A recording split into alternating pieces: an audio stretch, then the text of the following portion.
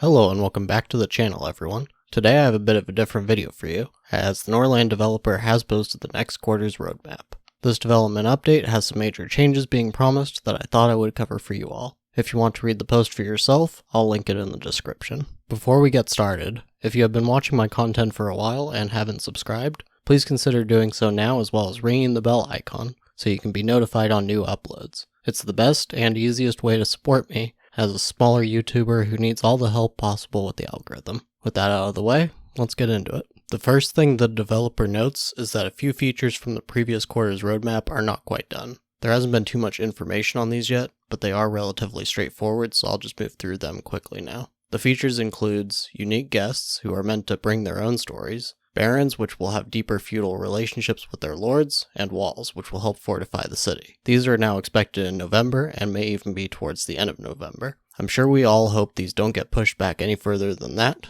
so fingers crossed. One of the big promised additions that we can expect at some point in the next few months is new continent maps. The developer has specified that the continent maps and the local maps that come with them are currently being crafted manually, but with plans for procedural generation on these in the future. It appears these may work side by side with the current main continent map, which should add a lot of dynamic ways to play and allow each map to possibly diverge. This is one of the most interesting updates in my opinion. Expanding existing content is always great, but expanding the world itself really gives it a sense of discovery as your own borders become more vast.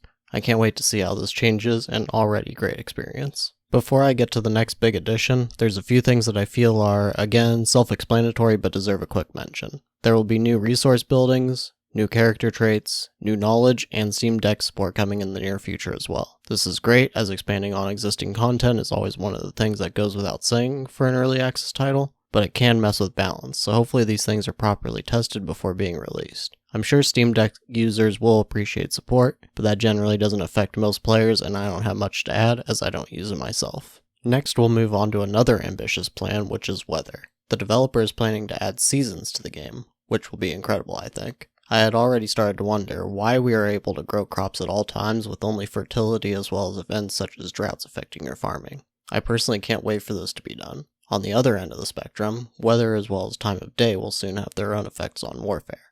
I can imagine that rain and other inclement weather will make it more difficult to move armies, and maybe make the battles themselves messier. Another welcome change to be sure. Last on the list before we get to the current beta build of the game, which includes two of my most sought after changes, there will also be the family tree menu coming soon. I'm sure if you've been following my Norland series, you've heard me complain about the inability to see everyone's direct relations more easily.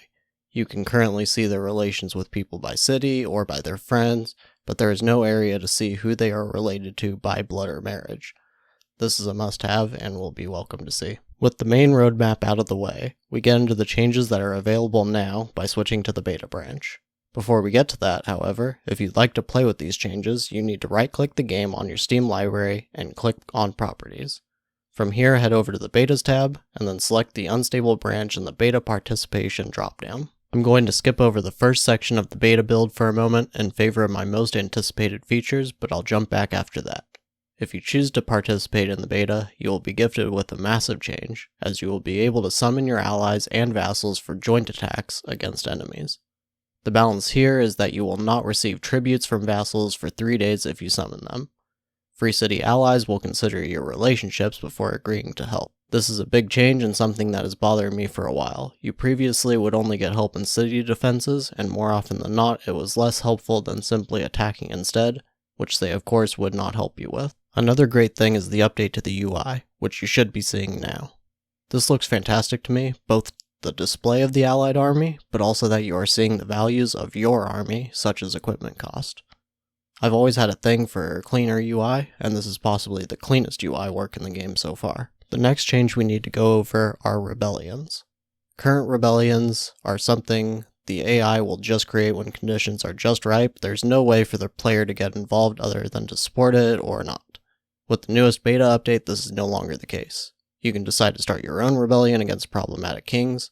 It will require you to support the rebellion militarily though, because a large share of the king's army is going to side with them. Even so, this should give the player more creative ways to deal with enemies. Moving back to the first section of the build, there has also been a trade rebalance. The intent appears to be to prevent trading alone from contributing to snowballing for the player in the late game. The developer has done this by adding a 5 paper cost for each contract signed. I'm not sure how to feel about this one yet because this could add something like 150 additional gold cost based on Holy Caravan costs, although it shouldn't be too bad for a fresh start since you get 15 paper when starting the game. On the flip side, it will be possible to trade with a city at 0 relation instead of +5, which should make the beginning a little less tedious since you won't have to travel around the map to perform diplomatic actions to raise relations for trading, which is a common time sink when starting a new game. The developer has also added a warning when a vassal is trying to start a rebellion, which can be answered with a rebellion on their city to overthrow them and install a new king that is more favorable to you. Joining alliances has also been given a gold cost to prevent them from expanding too quickly. Finally, squad composition is saved after creation, so that you can create it again the next time more quickly. Personally, I hope this will be expanded upon to have templates of some sort instead of just being the same squad as you used last time, but this is a good start at least. Well, that just about covers everything in the development update this time around. As for the current Tenea playthrough, don't expect the beta changes to pop up there just yet, as I have to record the episodes the day of posting in most cases, and I don't want to risk a bug popping up that causes me to need to revert to the stable branch. So I will be testing the branch separately from the episode production for a couple of days, but expect it to be merged into the series by the middle of next week. I think that's it for me in this one, but just a final reminder to consider subscribing and liking the video if you are getting anything valuable from this video or from my gameplay series. I'll keep bringing these videos out if I see anything in the roadmaps or other communications from the developers that piques my interest. I'd also like to say thank you to everyone who has subscribed or watched my content up to this point. Being a small YouTuber who started posting just about 2 months ago, it's been amazing that we've managed to hit 10,000 views already. I am incredibly grateful for the support, and I hope you continue to watch and get something out of my content, and I will see you all in the next video.